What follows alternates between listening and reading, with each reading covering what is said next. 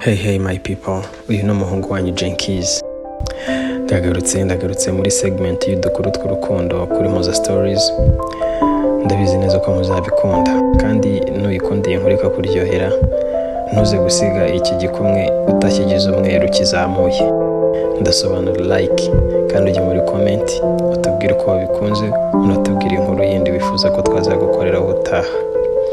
Inkuru rero nabayitiyemo uyu munsi nziza nzi ko muri bukunde, yitwa Mary for Love. Shyingirwa kubw'urukundo. Inkuru yacu rero dutangiranye umuryango, papa na mama n'umwana wabo w'umukobwa, hari n'umusore wabasuye. Papa yambaye karuvati y'umukara, ijire yemwe imbere mu ikoti n'ishati y'umweru, bose urabona ko bakeye ku maso. Mama ahagaze hejuru ya papa afite isorori mu ntoki, arimo aramwarurira. Umwana arimo araseka arebana n'umushuti we wamusuye, kurabona n'urungano. Papa arangije abwira mama ati, iyi ngiyi ni ya salade nkunda? Mama ati, yeah. Umwana nawe ati, ariko papa, wa muhungu wabasuye ahita abaca mu ijambo, ahamagara umukobwa wabo Kendi. Birumvikana ko uwo mukobwa wo muri urwo rugo yitwa Kendi. Kendi ahita areba umuhungu ahita akurura intebe, arapfukama n'ibyishimo ku maso. Papa na mama ku ruhande barimo barareba. Umuhungu arangije atavuga ijambo rikomeye cyane, will you marry me? Wanshyingirwa? Umukobwa aramurebye, arakanuye amaso, urabona byamucanze, ntabwo yari yiteguye ibyo ngibyo ko agiye kubyumva ako kanya. Umuhungu we ntacyo bimubwiye, arishimye, arimo arisekera. Arangije akora mu mufuka, akuramo ka kantu babikamo impeta gatukura keza. Arangije aragafungura gake gake, yagashyize imbere y'amaso y'umukobwa. Umukobwa arimo arakarebaho, uwo muhungu arakazamura, aragafungura. Mu mwanya wo gusangamo impeta harimo agapapuro gato cyane, nta mpeta irimo. Umukobwa ati,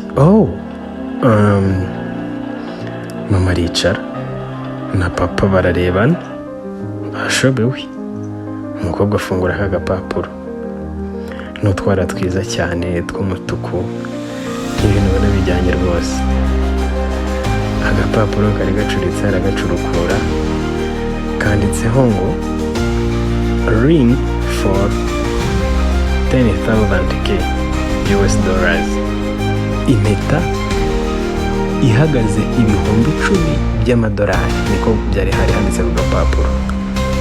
Umuhungu arangije ahita abwira umukobwa ari gusoma agapapuro ati, I don't have enough money for the ring. Ntabwo mfite amafaranga ahagije yo kugura impeta. Umuhungu ari proud y'ibyo ari gukora rwose, n'umukobwa arona nta kibazo. Aravuga uti, by'aka kanya ntabwo mfite amafaranga ahagije yo kugura impeta, ariko ndagusezeranya nzayigura. Papa na mama bararebana, papa ubona ararakaye, umuhungu n'umukobwa bibereye mu byabo, barishimye. Ariko ku rundi ruhande hari abatishimye, ntabwo babitayeho. Ariko umukobwa ati, wow, that is so romantic. Ibi bintu biri romantike. Nta kibazo. Atarasoza kuvuga ibyo avuga, papa ahita amuca mu ijambo ati, urize segonda, none se murabyumva gute Eric, njyewe nawe tuganiriye amasegonda gatoya?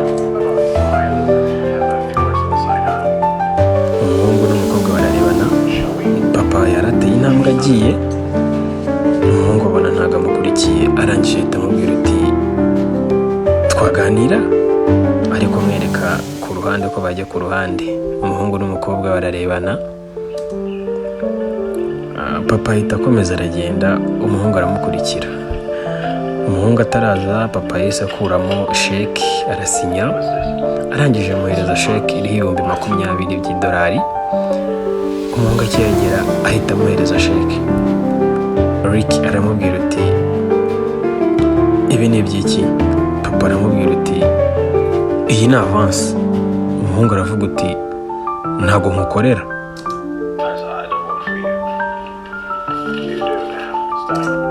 Papa ati ubu ngubu watangiye kunkorera, guhera ejo uze kuri ofisi yanjye mu gitondo, ndaza kuguhereza akazi keza n'umushahara mwiza. Papa arangije ahita akomeza yigendera, asoje ibyo asoza. Umuhungu atasigara wait I have a job, mfite akazi. Arimo arabwira papa w'umukobwa. Papa Kendi araseka arimo kumukora ku rutugu nyine nk'umuntu wasuzuguye ubundi ukuntu abigenza, ariko arakeye ku maso nyine urabona we ntacyo bimubwiye. Aramukubita agashyi ku matama, arangije ati uri umuhungu usekeje urabizi. Ahita arakara mu maso, ahita amwegera, begerana n'amasura. Agiye kumwongorera amubwira gakeya ati yumva, urashaka imigisha yanjye? Fata akazi, nutagafata wondekera umukobwa wenyine. Ahita anigendera. Umuhungu asigara aho ngaho abitekerezaho, ubona atishimye byamurakaje. Papa ahita agaruka muri salo aricara. Umuhungu urumva ko yari yasubiyeyo, agiye kuza nyuma. Noneho papa ati so look, ahita amuhamagara nyine nkaho bamaze kuganira ikiganiro cyiza barengejeho. Umuhungu araza kugira ngo asubireho yari yicaye nyine ikiganiro gikomeze. Ahita ahagarara ku meza, ahita ahagarara abandi bicaye. Papa ahita amubaza uti Rick, hari ikintu ushaka kukubwira Kendi? Rick ati yego, yishimye mu maso. Ndashaka guhuza ubuzima bwanjye n'ubwa Kendi. Kendi arishima, aramwenyura.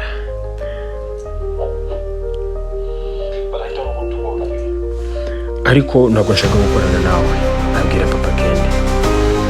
Papa Kendi yarayishimye, azi ko hari ikintu umuhungu amwigishije. Yumva nta kintu yize, ahita arakara. Umuhungu arakomeza ati mfite inzozi zanjye, mfite n'akazi, kandi ndabizi neza ko inzozi zanjye nzazigeraho ntakoresheje amafaranga yawe. Papa ahita arakara, ahita abwira umusore ati nsohokera mu nzu. Umukobwa ahita ahaguruka ati papa guma kure y'urukundo rwacu, witwinjirire mu rukundo. Papa ati umukobwa wanjye ntago azarongorwa n'umusabirizi. Ibyo bintu urabyumva? Umukobwa ati papa ndamukunda. Papa ahita areba mama we. Umukobwa akomeza abwira papa amafaranga nta kintu amaze. Papa ati arabiseka cyane, amafaranga nta kintu amaze. Ibyo ni bishyashya nubwo nyibyumva. Arangiye ahita avuga uti, ahita aterura telefone y'umukobwa ku meza ni 16 masa 3 nziza kabisa. Ati noneho vuga bye bye ku bintu byiza nk'ibi ngibi. Afata telefone ari kuyimwereka, ahita anayijugunya hirya iriya. Uratekereza yakafodinga ibi ngibi, ibi byose yabiguhereza? Ahita anahaguruka, ahita anamwambura jewelry, amwambura necklace umukobwa yari yambaye nziza rwose iriho amabuye y'umukara. Ati mpereza n'iyi necklace wambaye nayo. Aramubwira ati nta mikufi ihenze uzongera kwambara, kubera ko ntabwo uyu muhungu ukunda yabyafodinga yabiguhereza. Biramusaba kugira ngo agurishe impyiko kugira ngo akugurire kimwe muri ibi ngibi ufite. Papa yanarakaye cyane rwose, aramureba akajya areba umuhungu akimyoza. Arangije areba umukobwa wiwe, nyine urabona ko mu maso bitamurimo, nyine bimubabaje. Arangije atamubwira uti okay, hita ukuramo n'iryo jacket wambaye, rikuremo. mpereza iryo jakete, akabimubwira naryo ryibagirwe. Ahita amubwira mu marike imyenda yambaye, wibagirwe fancy shamans clothes. Ayo izo ni marike nyine ubwo ziwabo, ntago inaha wenda zihari, ariko ubwo birumvikana ni marike ihenze.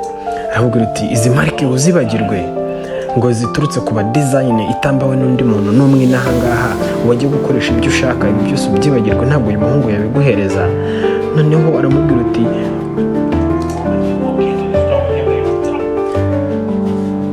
umunsi uzajya muri store ukajya kwigurira ibingibi, nibwo ubwo ngubwo uzaba ushoboye kubyihereza. Ariko nuramuka uvuye hano ukasanga uyu musabirizi ntabyo uzigera ubona, bazagusohora igihe uzaba ugiye mu iduka ujyanye n'uyu mubegazi, no ari kumwita umubega, umusabirizi. Ati mukobwa wanjye, nta nubwo uzongera kuzaza urya amabaga, nta nubwo uzongera kuzaza urya pizza. Umukobwa yarakaye ku maso, amarira arenda gushoka.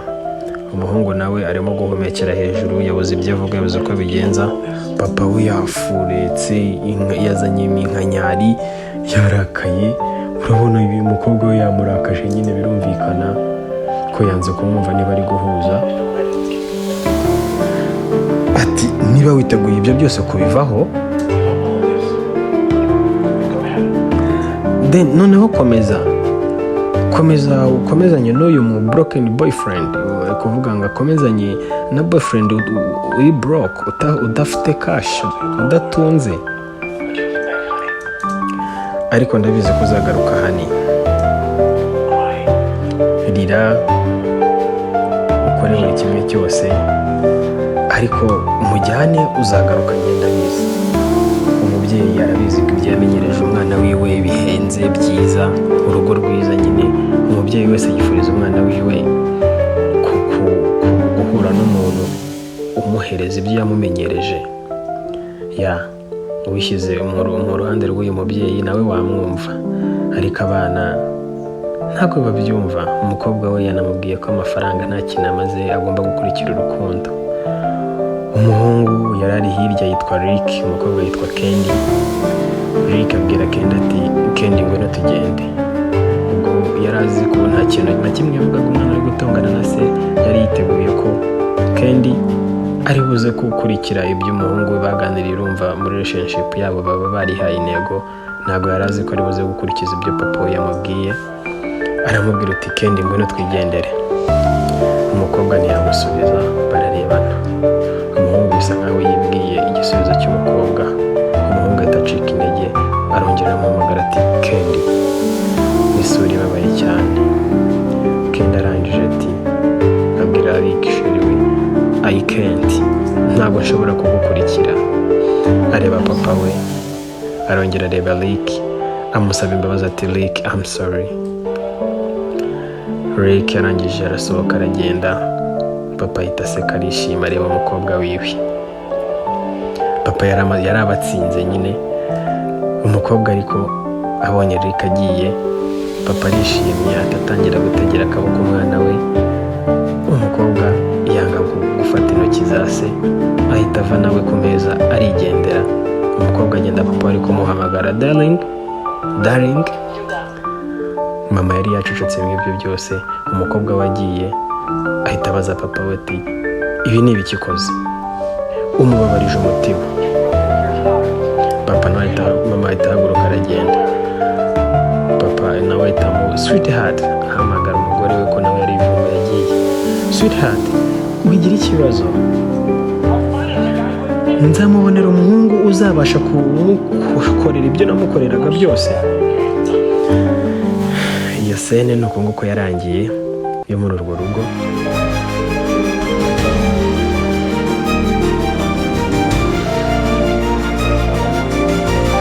Tubona ikirere nyine, iminsi iri kwicuma, tugera ku rugo rwiza, rundi rwiza cyane, runaruta urw'iwabo kwa Candy.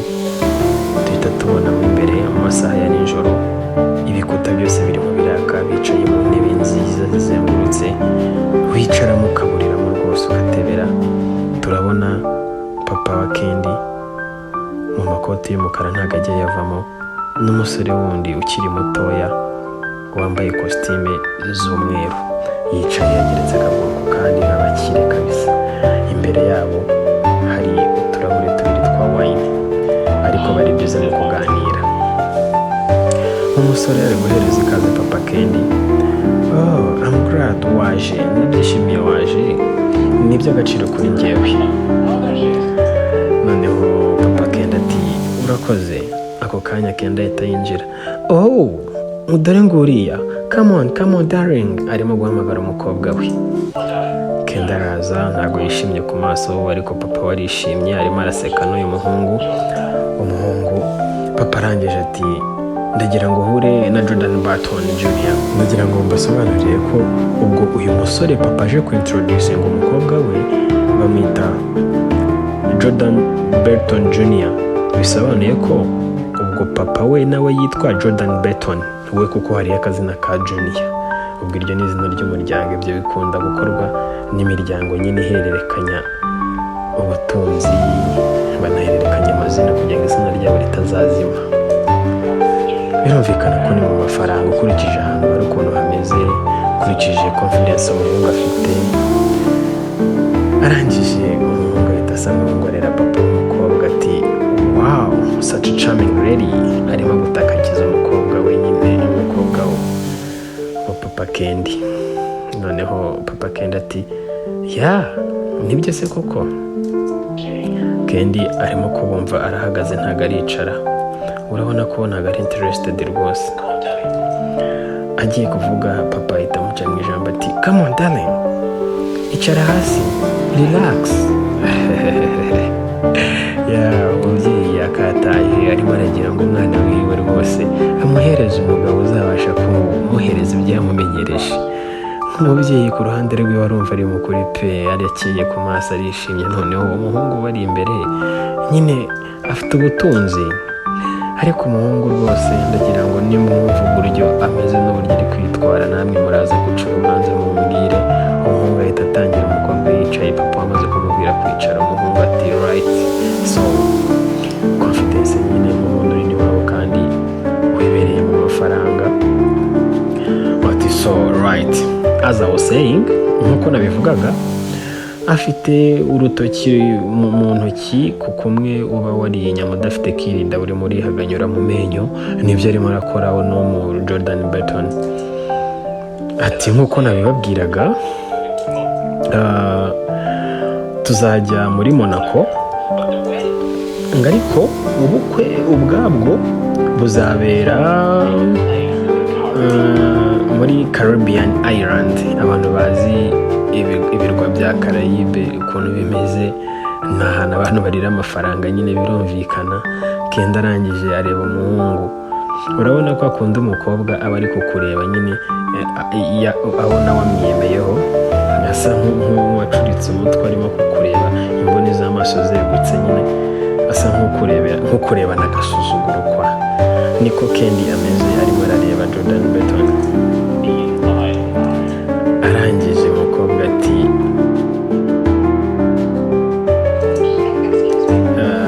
ati excuse me, asaba ko baba bamwihanganiye. Umukobwa ati ni ubuhe bukwe? Arimo arabaza bose nyine, ubwo ibyo bari kuvuga ntabwo yabyumvaga, yasobanukiwe. Bararebana.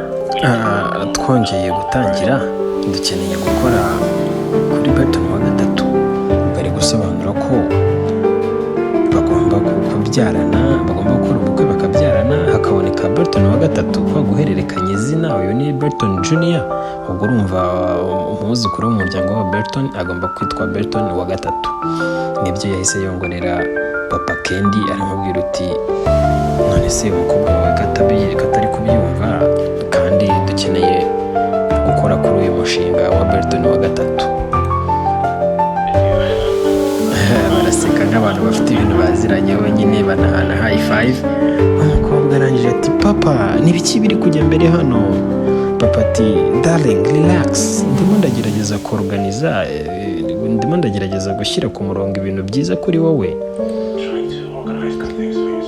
Berton ateze amatwi ari kubareba, yanze kwivanga mu by'umuryango. Noneho umukobwa abaza papa ati papa, none se ntabwo wari ukeneye kubanza kumbaza mbere? None se niba nari mu rukundo n'uyu muhungu? Umuhungu arangije araza n'uburakari ati birahagije. Umukobwa nawe ati arikanga nyine, ubona ni ibintu bimutunguye cyane. Berton rwose nk'umuntu ufite amafaranga, abantu bafite amafaranga kenshi baba bumva ko urukundo barugura. Arangije ati urukundo?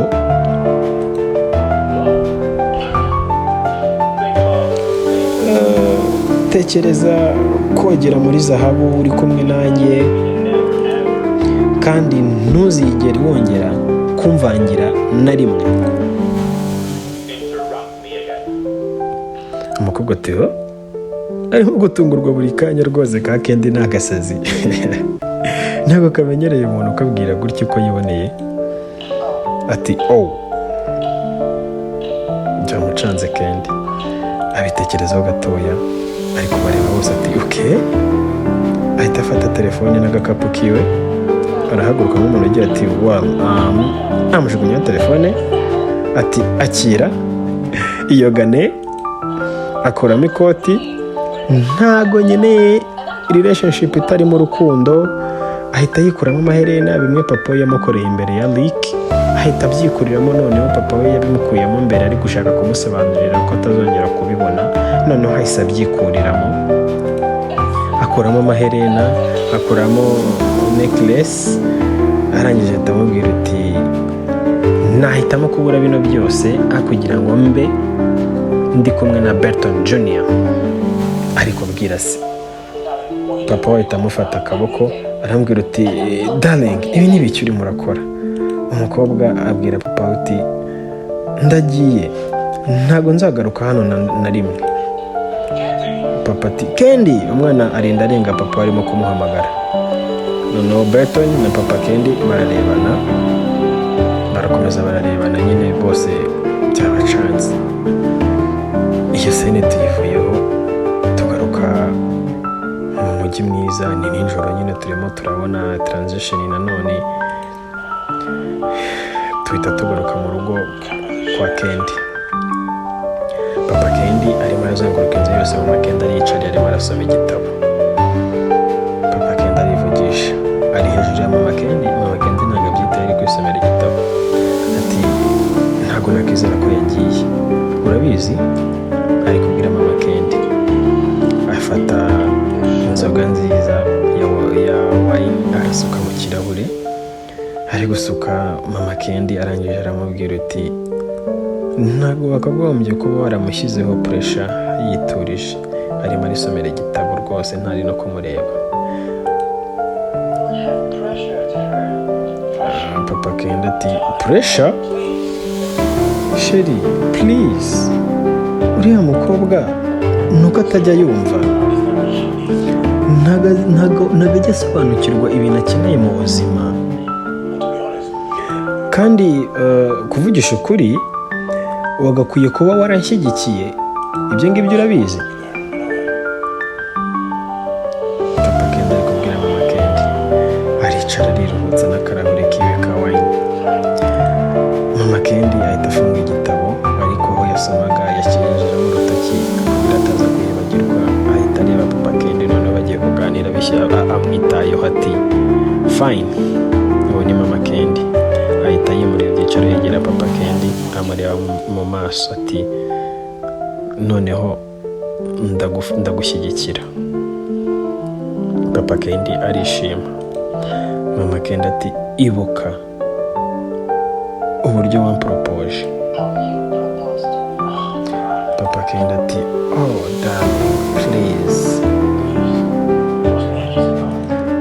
Ibyo ngibyo byari imyaka myinshi ihise, kandi biratandukanye n'ubu ngubu. Mbere uko twari tumeze n'ubu ngubu turatandukanye. Wikomeza kunyibutsa ngo ukuntu naguporopoje.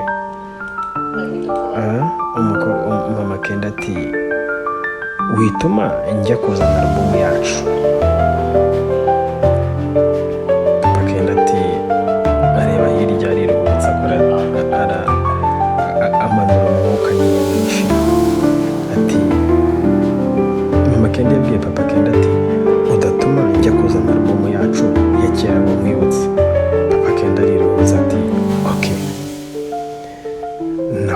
wambitse impeke mu kiganza cyawe.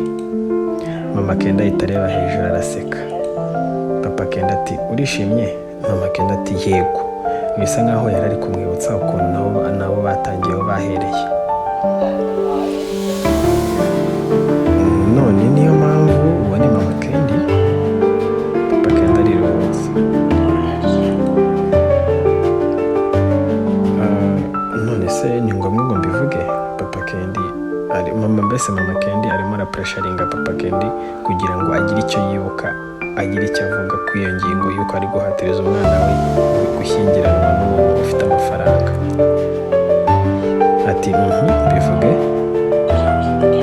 kubera ko nari mu mekanisiye kandi ntari mfite amafaranga, ariko nakuguriye iya nyayo, sinayikuguriye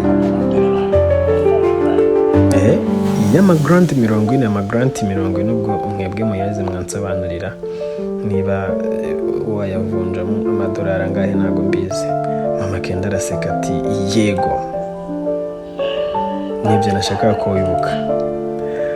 Noneho fact nashakaga kuguhereza niyo nati, ni ya nati, ni ka kantu yamwambitse mu mwanya w'impeta, kuko umukobwa we nawe kare bigeze kujya kumuhereza impeta, bamuherezamo agapapuro kanditseho isezerano ry'uko azamuhereza gift noneho y'impeta ya nyayo.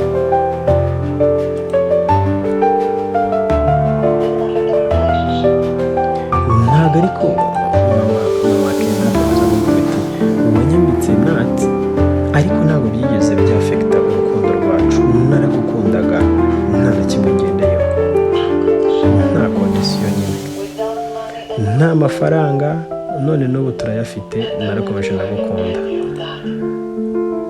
Noneho urimo uratwara Kendi urukundo rwiwe. Mama Kenda ahita ahaguruka arigendera, ahita yimura ibyicaro hamwe, asomeraga igitabo bari asubira, akajya amureba urushisho igitsura, akongera akirebera mu gitabo. Papa Kenda asa nkaho bamutaye mu mazi abira wenyine, ubona ariko abitekerejeho. Mama Kenda iwe kajya bimusetsa ku ruhande, ariko Papa Kenda atari kubireba. Tuhita tugaruka ku rundi ruhande sasa, tutangira agasahani k'abaritiste bashushanya. Turimo kubona agakombe karimo amakereyo, turimo turabona amabara ku ruhande y'ibitambaro, n'ikiganza cy'umuntu gifite akaroso mu ntoki gashushanya. Ntabwo turabona umuntu uwo ari we. Kamera irazamuka, tugera mu maso tuhita tubona ni wa musore Rick arimo arashushanya igishushanyo byamucanze. Arangije ahita ajugunya akaroso hirya iriya, ariruhutsa byamucanze. Ahindukiye agiye kukareba, ahita abona Kendi yaje atoraguye ka karoso, ahita akamuhereza. Umusore akajya kuvuga ati akabura icyo avuga, yajya kuvuga Kendi nawe agahita avuga ati bose barimo kuvugiranamo nyine. Ati sorry, umukobwa ati okay, vuga mbere. Umuhungu nawe ati vuga mbere, bakabivugira rimwe, bose barimo baravugira rimwe. Umwe ati no, you go first, fine. Mbese bari kuvugira rimwe nyine. Byabarenze rwose, bari kubibona mu maso baseka. Kendi yari karimo arakanda intoki, mbese hari uko ari ikintu ashaka kubwira umuhungu. Umusore ariruhutsa, ari kumwenyura, ati aramwenyura. Ati njyewe nawe twakoraga ikipe nziza, urabyibuka? Rick arimo aributsa Kendi. Arangije aramwegera,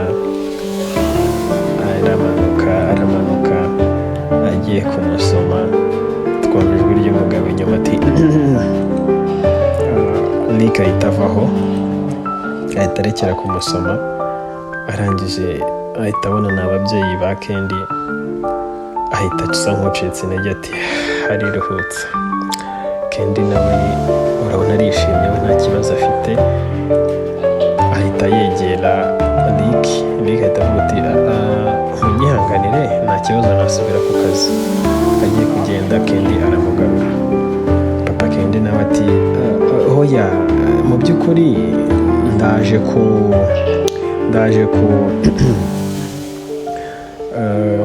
agiye kuvuga ahita abwira mama Kendi ati okay let's go, oya tugende ntabwo bino bintu ndi bubishobore.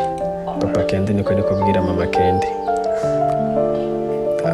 ahita amugarura. Papa Kendi ahita agaruka nyine abaseriye, noneho asa nko gutekereza ku bintu agiye kuvuga. Rick areba Kendi yashoboye nawe ati ababyeyi bawe ibi ni biki barimo. Papa Kendi ati nje kugusaba imbabazi. Rick aratungurwa nyine, ubona aramwenyuye, ka Kendi karimo karamureba mu maso ukabona agasumba karimo karamureba rwose karamwenyuye. Ati Papa Kendi arakomeza ati mu by'ukuri nahoze nizera ko urukundo ari ikintu cy'agaciro kuruta amafaranga mu isi.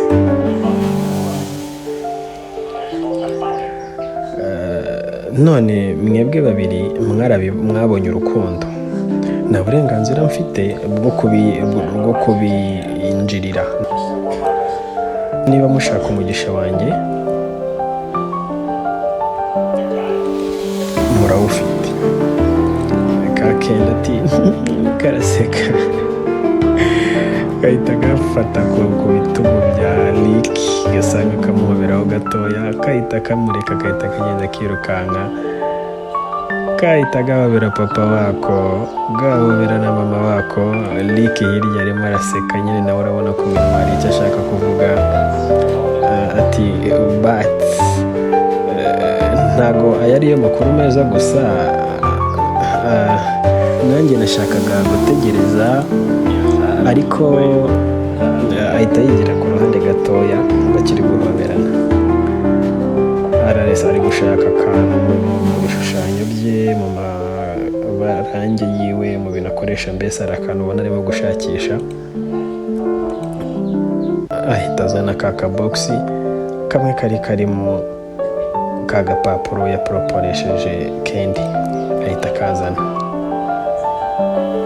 arakaberekana none imbere ya Kendi, avuga ijambo ati nk'uko nabisezeranye. Aragafungura, noneho harimo akameta keza rwose, imbere hariho akabuye kashashagirana wagira ngo ni akadiyama. Aragafungura, Kendi arakareba ati wabigenje gute? Noneho Rick ati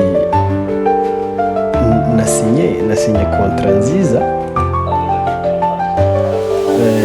ndaza kubona exhibition yanjye, kandi ndashimira ubwitange bwawe, kuko kare yamubwiye ko bakora timu nziza mu byibuke. Mbese ubwo bashobora kuba mbere y'uko papa wabo bivangiramo bari barateguye iyo projet ya exhibition.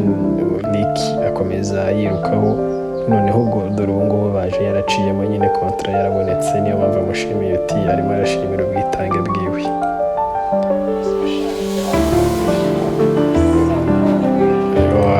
Kendi ati I'm so proud of you. Kuvuga byamurenze, ahita ahobera Rick.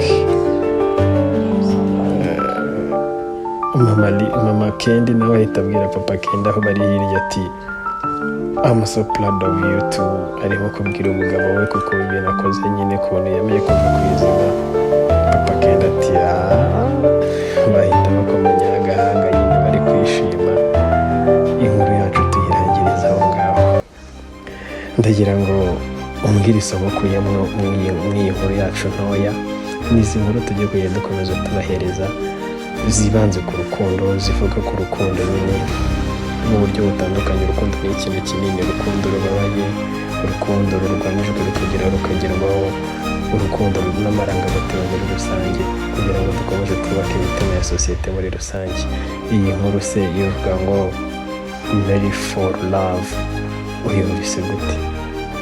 ndagira ngo ujye hariya muri komenti ugire ikintu tubwira, usige urutoki rusa umweru kiriya gikumwe, uduhereze like kugira ngo ukomeze ushyigikire umuryango wa Moza Stories. Mwari muri kumwe n'umuhungu wanjye Jenkins, inkuru zacu nakagaruka. Ciao ciao.